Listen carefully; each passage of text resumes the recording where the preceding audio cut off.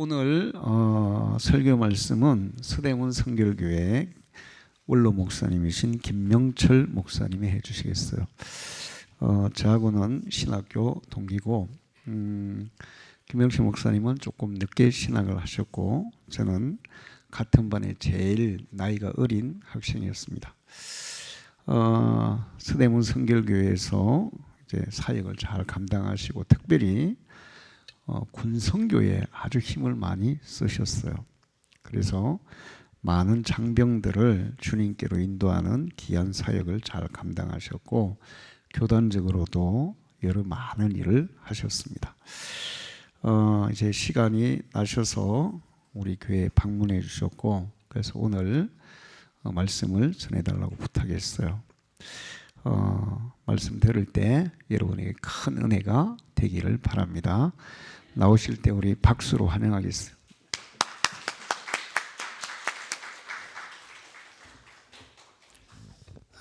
저희 처제가 부산에 사는데 부산에 좀 가족이 들렸다가 올라가는 길에 여기까지 들리게 됐습니다.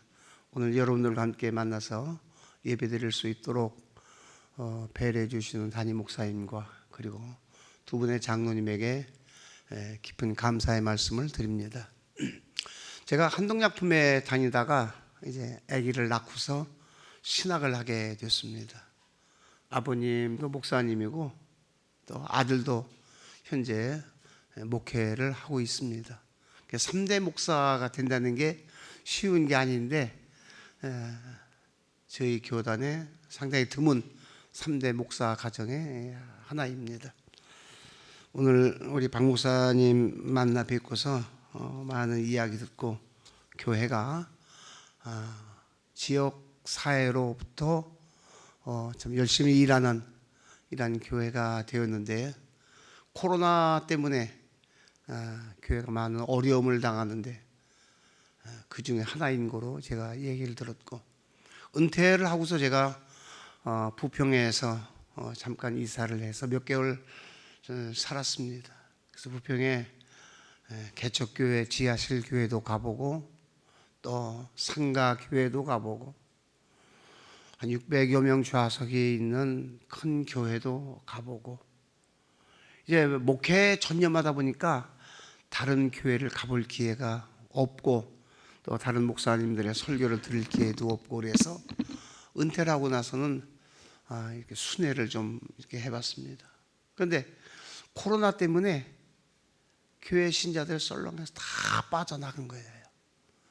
뭐 5명 모이는 교회, 10명 모이는 교회 수두룩하고요. 또 500명, 600명 좌석 아주 큰 교회 잘 줘놓고 부속 건물도 그보다 더 크게 줘놓고 그랬는데 100명, 80명 이렇게 모이더라고요. 목사님들의 기도는 그겁니다. 하나님, 코로나 때문에 다른 사업에 종사하는 분들도 많은 타격을 받았지만은 교회는 더 타격을 많이 받은 것 같아요. 정부의 지원도 없고 타격을 많이 받았는데 빨리 회복되게 하여 주시옵소서. 이런 기도와 또 이러한 데에 열정을 품고 목사님들이 열심히 하고 있습니다. 여러분들도 많이 기도하시고 도와주셔서 한 영혼을 더 구원하는데 우리가 노력을 해야 합니다. 한 영혼을 구원하는데 더 힘을 써야 된다고 저희들은 생각하고 있습니다. 오늘 본문 말씀은 6절서부터 11절까지의 말씀, 이 말씀은 초대 교인들이 찬양을 통하여서 많이 불렀던 노래입니다. 그러니까 어떻게 해서라도 예수님을 닮으려고 그러는 거예요. 예수님을 본받으려고 그러는 거예요. 우리가 기독교인이 되었다고는 자체는 뭐예요? 예수를 배우려고 그러는 거거든요. 그분이 이렇게 사셨구나. 그분이 내 영혼을 위해서 이렇게 고통당하셨구나. 이런 걸 깨닫고 나도 죄자가 되고 싶다.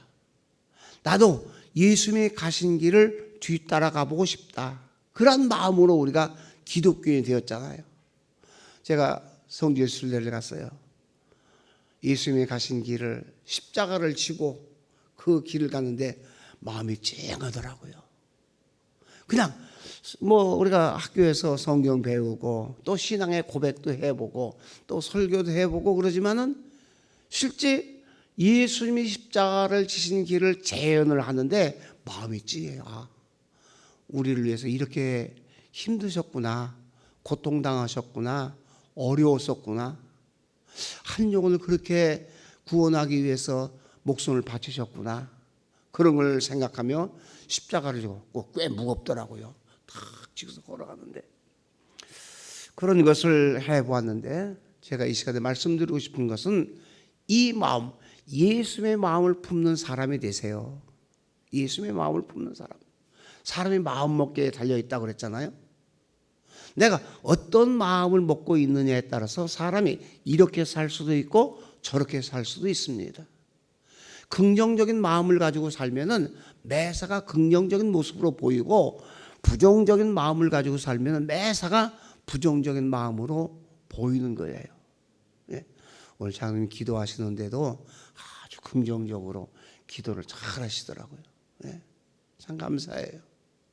그리스도인은, 기독교인은 예수님의 마음 품고 예수님을 배우고 예수님의 가신 길을 우리가 가고자 하는 겁니다. 그래서 사순절, 종료주일, 다음 주일, 부활주일 이렇게 이야기하는데 기독교인의 사순절은 매우 중요하다고 생각합니다. 제가 부천에서 주일날 예배를 드렸는데 강대상에는 옆에 사순절을 기념하는 꽃꽂이를 해놨어요. 가시멸관도 해놓고. 그런데 감리교회인데 지금 개신교는 사순절에 별 의미를 안 둔다는 말을 하는데 아이고 저렇게 말씀하시면 안 되는데 그런 생각이 들어요. 사순절 동안 우리가 어떻게 생활하느냐, 사순절 동안 어떻게 우리가 초대 교부들이 가르치는 것처럼 우리가 지키고 사느냐, 사순절의 십자가의 고난에 우리가 어떻게 동참하느냐, 이거에 따라서 우리 1년의 신앙이 달라진다는 겁니다. 1년의 신앙이. 그러니까 사순절날 초대 교부들은요, 사순절 기간 동안 금식하세요. 고기 잡수면 안 됩니다. 그저 작은 소량의 음식을 잡수세요. 빵을 잡수시고요, 계란을 잡수시고요. 그리고 금식한 것을 다 모으세요. 그래가지고 어려운 사람들을 돌보세요. 그 돌보면서 예수님을 가리키는 거예요. 복음을 전하는 거예요. 이 사순절 기간 동안 신앙의 생활을 잘 해야 1년 동안 그 신앙이 유지가 된다는 말을 하고 있습니다. 여러분들도 사순절 기간 동안 남은 한 주간, 이제 종료주일, 내일부터 고난주간, 여러분들이 철저하게 한번 지켜보세요. 예? 철저하게 소량의 음식을 통하여서 고기도 잡수시지 아니하고, 그리고 예수님의 고난에 동참하는 마음, 이런 마음을 갖고 사는 것은 자기 자신에게 유익하다는 겁니다. 예수 믿고 있다, 내가 구원을 받았다라고 하는 것은 절대 시시한 것이 아닙니다. 세상 것과 비교할 수 없을 만큼 놀라운 은혜요, 놀라운 축복이다라고 우리가 생각해야 됩니다. 제가 잘 알고 있는 분이 한 분 계십니다. 육군사관학교를 나왔는데 육사 33기인데 황 장로님이십니다. 그런데 그분은 일찍이 영관장교 때 청와대로 들어가서 근무를 했습니다. 청와대로 들어가서 근무를 했는데 대통령을 여러 번 모셨죠. 하루는 저를 만나더니 목사님, 이거 예수 믿었다는 게 그렇게 큰 축복이고 그렇게 놀라운 것인 줄 나 다시 한번 깨달았습니다. 장로님 왜요? 그랬더니 지난 주일날 서울 아산병원에 박세직 씨 소천하셔서 거기 장례식장에 다녀왔습니다. 그러는 거예요. 그런데요, 그 박세직 씨가 그 명예를 좀 좋아하셔가지고 일찍이 총무처 장관도 하시고 체육부 장관도 하시고 국가안전기획부장도 하시고 그리고 서울특별시장도 하시고 그리고 국회의원도 2번 하시고 그리고 재향군 의원 향군회장도 하시고 그러다 돌아가셨어요. 근데 그분이 침례교회 장로님이시거든요. 세상에서 얻을 수 있는 직분, 세상에서 얻을 수 있는 직위 화려한데 우입에 뭐라고 썼느냐? 전 국회의원, 전 체육부 장관 그런 게 하나도 없어. 장로 박세직. 내가 예수 믿고 구원받고 내가 장로가 되고 내가 권사가 되고 내가 집사가 되었다는 것 절대 시시하게 생각해서는 안 됩니다. 죽을 때까지 가는 직분이고 죽어서도 가는 직분입니다. 그런 거예요. 얼마나 감사한지 몰라요. 우리가 예수 믿었다가는 거 놀라운 은혜예요. 놀라운 은혜. 정말 이 기쁨은 어디다 감출 수가 없는 겁니다. 그래서 여러분들이 거룩하고 소중하고 금보다도 더 귀한 직분, 내가 구원받았다는 거 절대 소홀히 하지 아니하고 예수님의 마음을 품고 예수님을 배우는 여러분 되어지기를 주의 이름으로 부탁을 드립니다. 오늘 본문 말씀 속에서 예수님의 마음을 배울 것이 뭔가? 저는 겸손이라는 것을 먼저 여러분들에게 말씀드리고 싶어요. 겸손. 요한복음 13장 말씀 가운데서 보면 예수님께서 십자가에 달려 돌아가실 것을 다 아신 거예요. 유다가 그런 짓을 하면 안 되는데 왜 유다가 그런 마음을 품지? 그래도 꾸중 한번 안 하신 거예요. 제자를 다 불러 모아놓고 발을 닦아주는 겁니다. 이 장면이 그냥 우리가 별거 아닌 것 같지만은 예수는 진심으로 낮은 자리에서 자기가 선택한 제자들 그 중에서도 나쁜 짓을 하고 있다는 것을 알고 있는데도 불구하고 묵묵히 참고 발을 닦아주는 거예요. 겸손한 모습으로. 그렇지. 시간 가면 알겠지. 때가 되면 알겠지. 오늘 본 말씀 2장에 보면은 우리로 하여금 겸손하게 살아야 될 것을 가르쳐 주고 있는데 한국 교회가 모든 교회 목사님들이 겸손하게 우리가 사십시다. 서로 사랑하며 삽시다. 봉사하며 삽시다. 아무리 하도 이게 그게 잘 안 되는 거예요. 이게 잘 안 돼요. 그래서 바울이 빌립보 교회를 통해서 오늘 가르치고 있는 말씀이 바로 오늘 말씀이에요. 교회가 마음이 하나가 되지 못한 것도 겸손하지 아니하고 교만하기 때문에 그렇다. 예수의 마음은 겸손한 건데 겸손을 배우고 사세요. 이거 너무 귀중한 겁니다. 바울이 강력하게 메시지를 던지는 거죠. 우리가 서로 냉랭한 것도 내가 겸손하지 못하고 교만하기 때문에 그런 겁니다. 바울이 빌립보 교회를 향해서 가르쳐 주고 있는 겁니다. 고린도 교회 같은 경우는 교회 안에서 다툼이 많이 있었어요. 바울은 그런 것을 다 목격했습니다. 다 경험했습니다. 바울이 말하는 겁니다. 빌립보 교회 성도 여러분, 그렇게 교회에서 다투는 것도 겸손하지 못한 것이고 사람이 너무나 잘난 척하기 때문에 그런 거예요. 교회 안에서는 여러 가지 일을 해야 될 것이 많이 있잖아요. 여러 가지 일들을 우리가 할 때 서로 손발이 맞지 않는 것도 겸손하지 못해서 그런 겁니다. 교회 안에 기쁨이 없고 냉랭한 것도 겸손이 없어서 그런 겁니다. 라는 것을 바울이 빌립보 교회를 향해서 오늘 강력하게 말하고 있습니다. 예수의 마음을 품어야 됩니다. 예수를 배워야 됩니다. 예수의 제자가 되어야 됩니다. 예수는 어떠셨습니까? 하나님과 동등됨을 취할 수 있는 분이지만은 그분은 정말 거기까지 올라가지 않으려고 노력을 많이 한 분입니다. 어떻게 해서라도 낮은 자리에서 어떻게 해서라도 겸손한 모습으로 그렇게 사셨던 분입니다. 예수님을 우리가 배워야 됩니다. 그래야 인생에 사는 맛이 나는 겁니다. 인생에 사는 멋이 나는 겁니다. 바울이 이렇게 역설적으로 이야기를 하는 겁니다. 잘난 체 한다고요? 인생의 교만 가지고 자기 하고 싶은 거 다 한다고요? 그게 행복한가요? 아닙니다. 겸손해야 됩니다. 그건 바울이 몸소 체험했기 때문에 자신 있게 이야기를 하는 거예요. 바울은 가발리아 문화생에서 밑에서 공부를 많이 한 사람이에요. 사회적 지위도 높은 사람이에요. 가정의 가문도 굉장한 사람이에요. 한 가지 못난 것이 있다 그러면은 바울이 생긴 것이 좀 못생겼어요.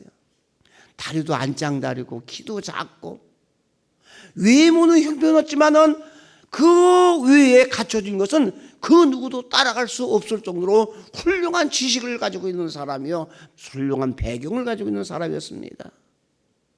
그런데 바울이 정말 예수를 영접하고 바울이 정말 예수님의 마음을 품고 살아보니까 그래요, 내가 많이 배운 것도 배설물 같아.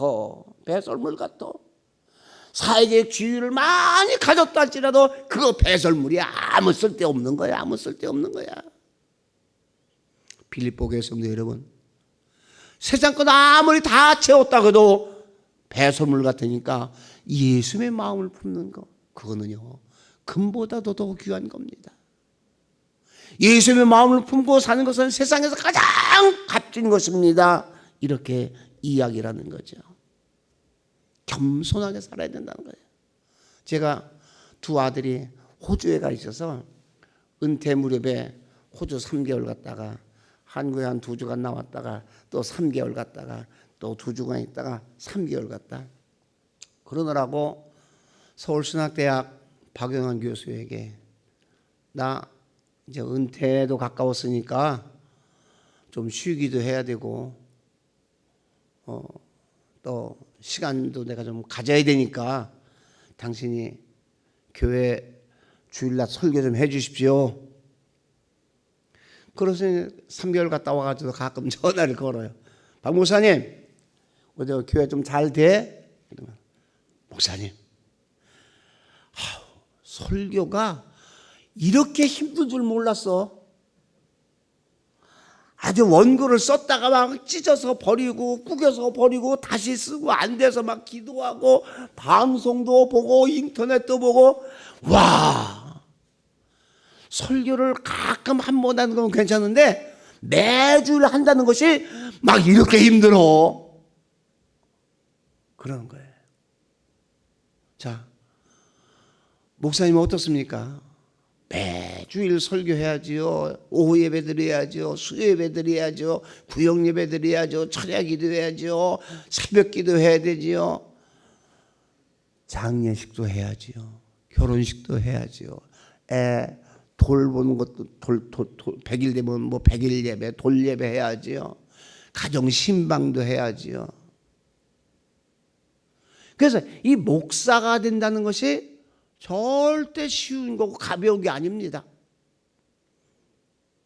그래서 제가 강경에 목회를 하러 갔는데 은퇴하시는 목사님이 은퇴 답사를 하는데 뭐라고 말씀하시는가 하면은 목사가 하나 태어나면은 자기가 속으로 그랬다는 거예요. 대단히 죄송한 말씀이고 시대가 많이 변해서 지금은 그러한 말을 안 쓰지만은 원색적인 그때의 말을 제가 표현해도 될까요?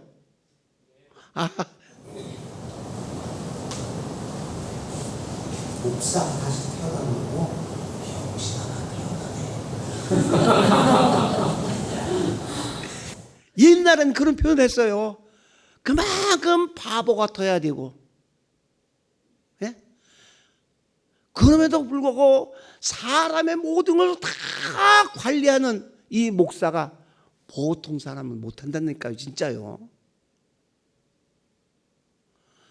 내 가정에 돌아가신 아버지 할아버지부터 손자 손녀까지 다 목사가 목회하면요, 신자들 가정에 밥그릇이 무언가, 수저가 무언가, 이것까지 다 알아요. 네. 머리가 터진다니까요. 자, 이렇게 목회하고 교회와 여러분들의 건강과 여러분들의 영혼과 여러분들의 뭐 재산과 이런 것들 다 총망라해서 다 기도하시고 이러신 목사님 앞에서 예수의 마음을 품고 있는 자가 있으면은 목회가 편하고 좋고 보람되고 값지지만은 예수의 마음을 품지 않은 사람이 있으면 얼마나 힘든지 아세요? 참 때릴 수도 없고 욕할 수도 없고 죽을 지경입니다. 제가 은퇴했으니까 이제 이런 이야기 해드리는 거예요. 예수의 마음을 품고 신앙생활하면 모두가 행복하다는 겁니다. 예수의 마음 가운데 겸손한 마음을 배우고 우리가 신앙의 생활하면 모두가 행복하다는 거예요. 사순절 기간 안에 이런 훈련을 여러분들이 많이 하시길 바랍니다. 일겸사익이라는 말이 있습니다. 집에 가서 여러분 휴대폰 한번 찾아보세요. 일겸사익. 한일자, 겸헬금자, 넉사자, 더할익자, 일겸사익. 벌써 이제 무슨 뜻인지 아시죠?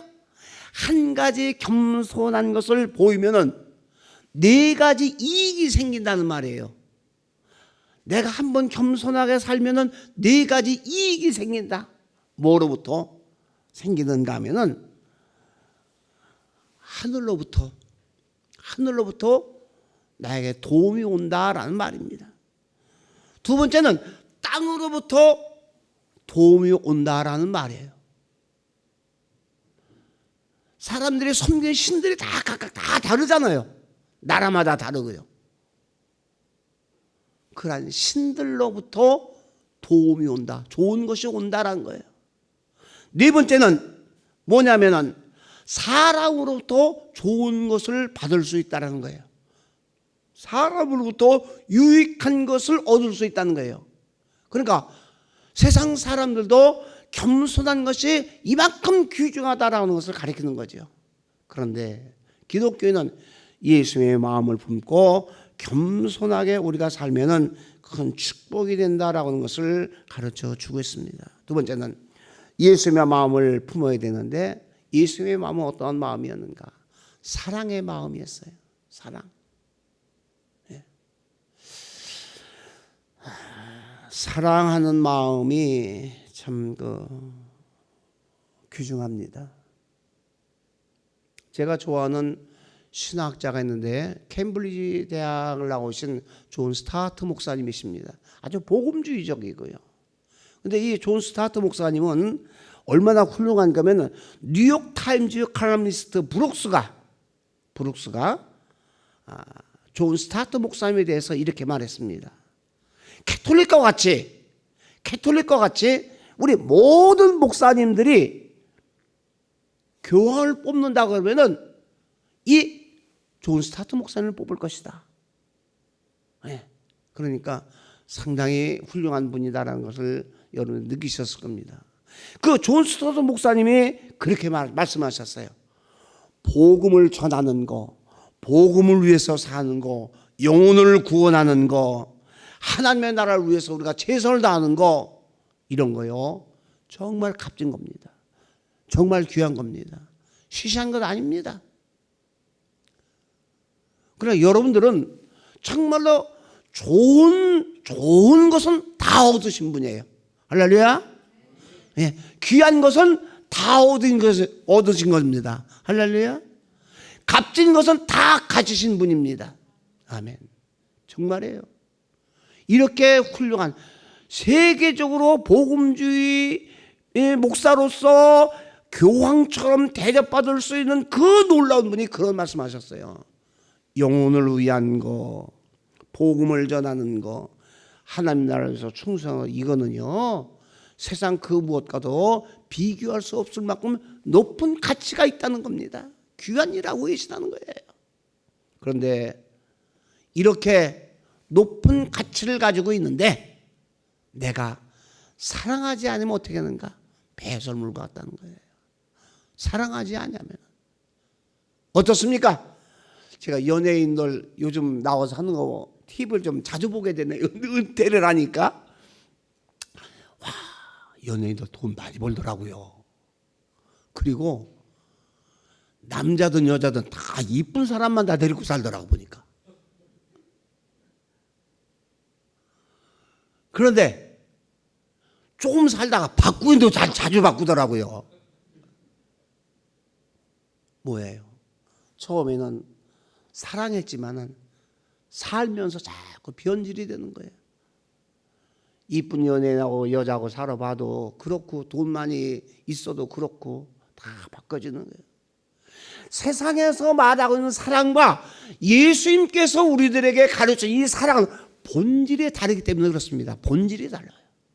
그러니까 우리는 사랑을 해도 그렇게 세상과 같은 시시한 사랑을 하는 게 아니에요. 정말로 귀한 사랑을 하는 겁니다. 제가 있었던 서대문 교회에 남자분이 그렇게 술만 먹으면 길거리에서 자요. 길거리에 드러나요. 근데 부인은 얼마나 신앙의 생활을 열심히 하는 집사인지 신앙생활을 열심히 하는 분이에요. 근데 남자가 술 먹고 여자가 교회 다니는데 이게 조화가 맞습니까? 절대 맞을 수가 없는 거예요. 그저 맞기도 하고 쫓겨나기도 하고 울어보기도 하고 별의별 걸 다 해요. 근데 남편을 교회를 끌고 왔어요. 장로가 됐어요. 얼마나 행복한지 몰라요. 그러니까 기독교인이 예수의 마음을 품고 사랑하는 것은 세상 사람들이 사랑하는 것과 비교할 수 없다는 겁니다. 그런데 제가 아까 왜 3대 목사를 이야기했냐면 이 말씀을 드리려고 그러는 거예요. 제가 한동약품 다니다가 신학을 늦게 했는데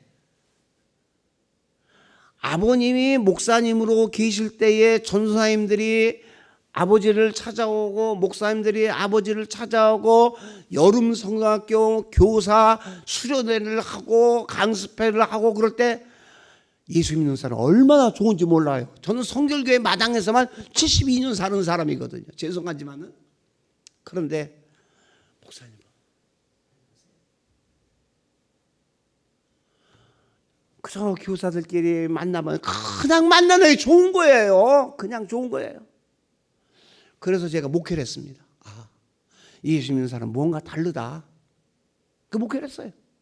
근데 은퇴할 무렵 되니까 야, 왜 요즘 예수를 왜 믿나 그런 얘기를 제가 할 때가 있습니다. 사람들이 너무나 바뀐 거예요. 서울은요. 너무나 바뀐 거예요. 인사도 안 하려고 그러지요. 봉사도 안 하지요. 충성도 안 하지요. 전도도 안 하고 아무것도 안 해요. 마치 사랑해서 결혼했던 사람이 권태기를 가진 것처럼 신앙의 권태기가 지금 한국교회에 왔다는 겁니다. 신앙의 권태기.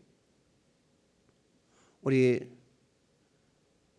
여기 김해 방주교회죠? 네, 김해 방주교회.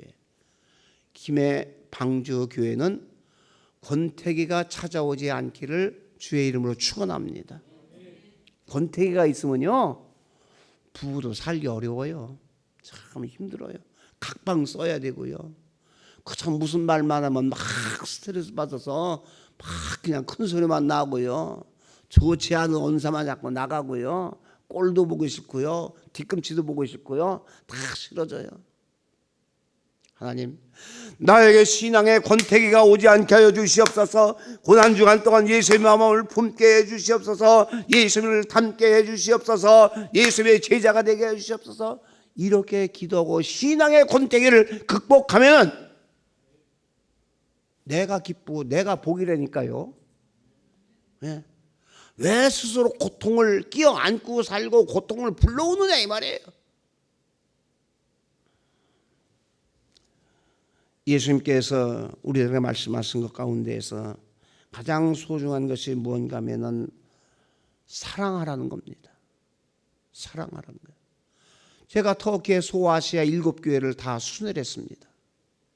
그런데 그 가운데에서 첫사랑을 잃어버려 가지고 책망받은 교회가 있습니다. 요한계시록 2장 4절 말씀에 그러나 너를 책망할 것이 있으니 너의 첫사랑을 버렸느니라. 예수님이 우리를 사랑해 준 거, 내가 배운 거, 내가 제자의 삶을 살자 내가 여태까지 시간과 모든 걸 다 투자했는데 시간이 지나면서 신앙의 권태기가 왔다는 거예요. 우리는 신앙의 권태기가 와서는 안 된다는 겁니다. 이걸 극복해야 돼요. 이걸 이겨야 돼요. 그 뭐냐? 기도 많이 하셔야 됩니다. 기도 많이 하시면은 다 이쁘게 보이는 거야. 다 좋게 보이는 거야. 기도 많이 하면은 다 아름답게 보이는 거야. 기도를 많이 하셔야 돼요.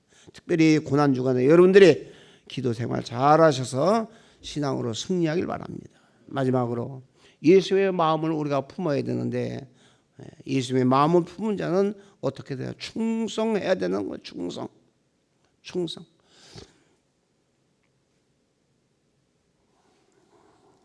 짧게 말씀드리겠습니다.